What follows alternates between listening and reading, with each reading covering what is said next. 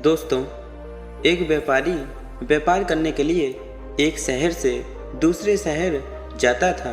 बीच में रेगिस्तान का कुछ इलाका पड़ता था और वह आदमी एक निगेटिव सोच वाला इंसान था।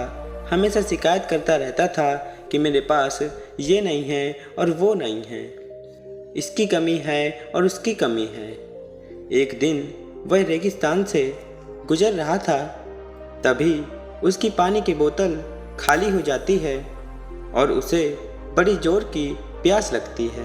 लेकिन रेगिस्तान में पानी न मिलने की वजह से उसे बहुत गुस्सा आता है और बोलता है, कितना खराब जगह है, ना कोई पेड़ ना पानी और कितना लंबा रेगिस्तान का रास्ता है। तभी आसमान की तरफ देखकर कहता है कि हे भगवान, आपने ये कैसी जगह बना दी है। अगर मेरे पास बहुत सारा पानी होता और बहुत सारे संसाधन होते तो इस जगह पर हरियाली कर देता, बहुत सारा पेड़ लगा देता। वह आदमी ऊपर देखकर ये सब बातें कह रहा होता है और ऐसा लग रहा था कि जैसे ऊपर वाले से जवाब का प्रतीक्षा कर रहा हो कि भगवान कुछ कह दे। अब चमत्कार ये हुआ कि वह जैसे ही नीचे देखा, उसे अपने आंखों के सामने एक कुआं दिखाई दिया। वह पूरी तरह से घबरा गया क्योंकि उसने कभी भी उस रेगिस्तान में कुआं नहीं देखा था।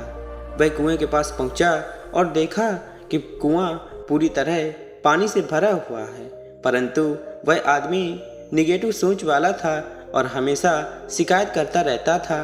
और फिर से आसमान की तरफ देखते हुए बोला, भगवान, पानी से भरा हुआ कुआं तो दे दिया, लेकिन पानी निकालूंगा कैसे?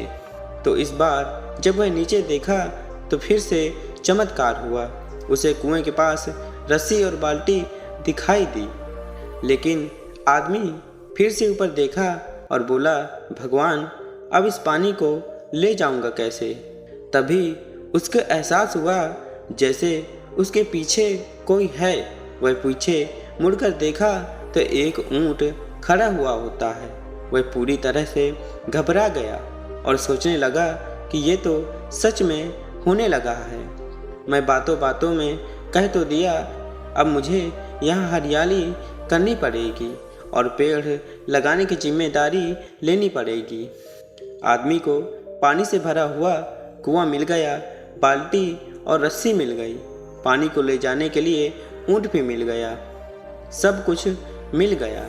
अब वह आदमी सोच रहा था कि ये मैं बातों बातों में क्या बोल दिया, ये तो गड़बड़ा गया।